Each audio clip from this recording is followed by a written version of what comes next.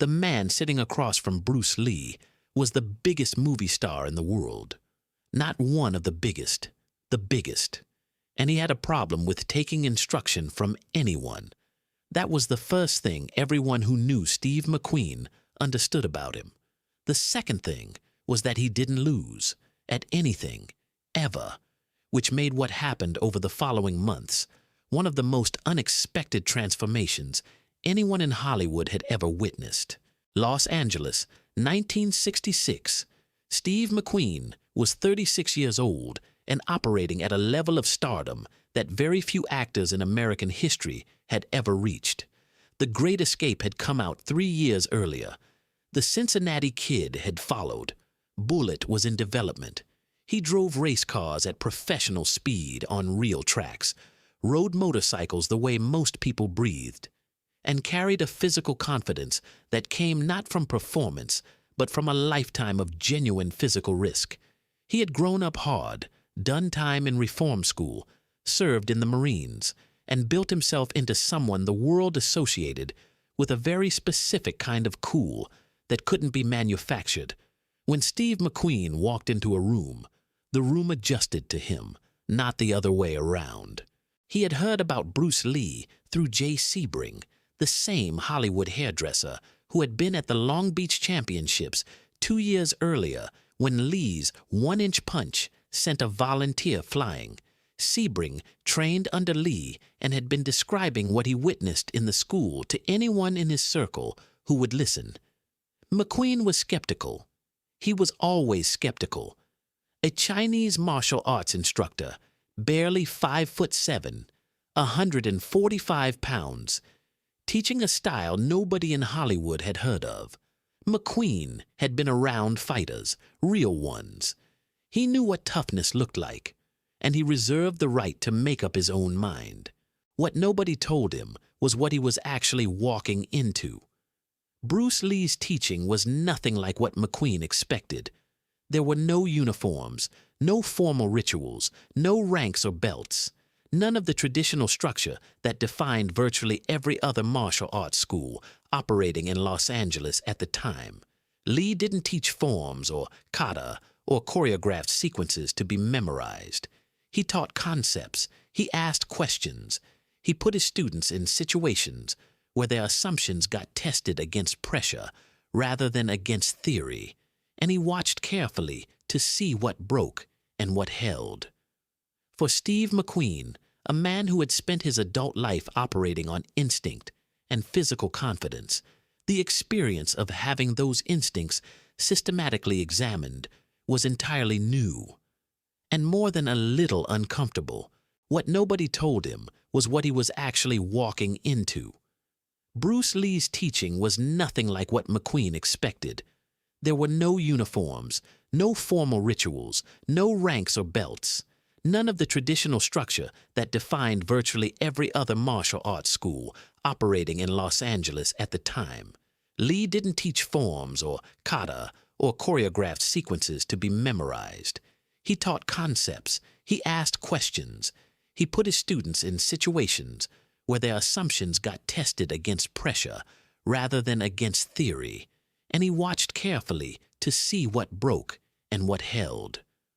For Steve McQueen, a man who had spent his adult life operating on instinct and physical confidence, the experience of having those instincts systematically examined was entirely new, and more than a little uncomfortable. McQueen was used to being the most capable person in any room he entered. That was the truth of his life, and he knew it, and it had produced in him an ego that most people around him were careful not to challenge directly. Bruce Lee didn't adjust to that.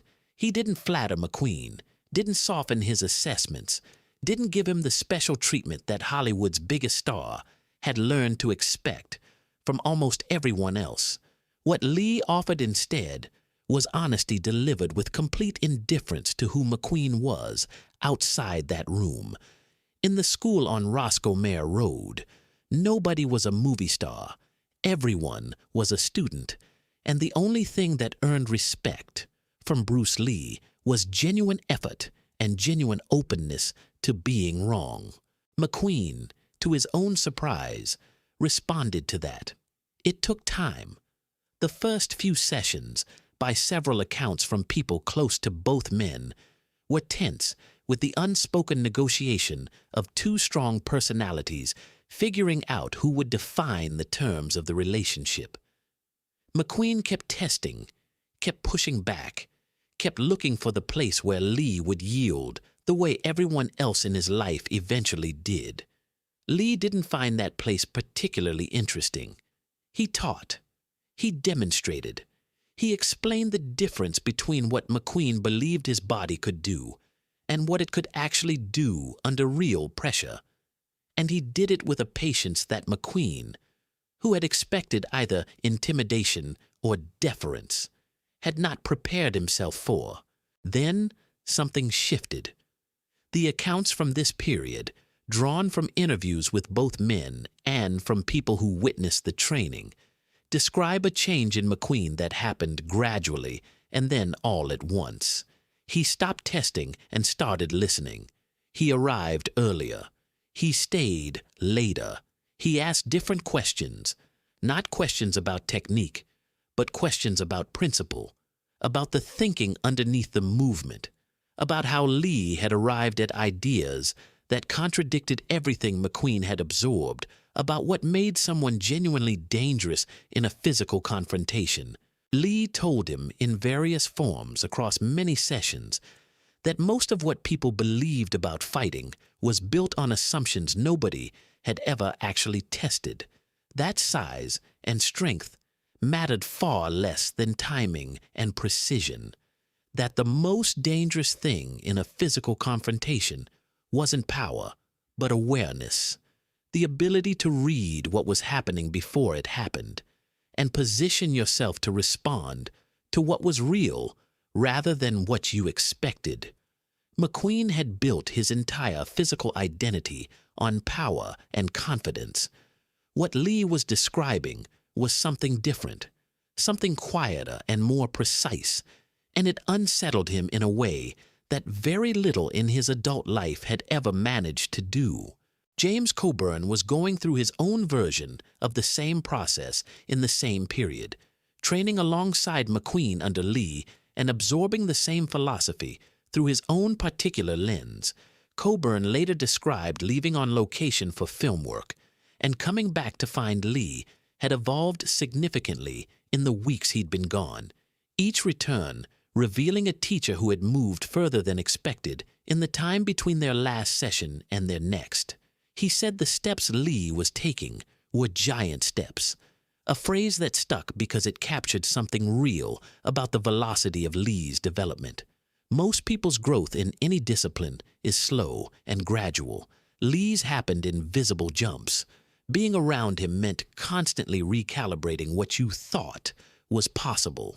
McQueen served as a pallbearer at Bruce Lee's funeral in 1973, alongside James Coburn, George Lazenby, and others who had trained under him.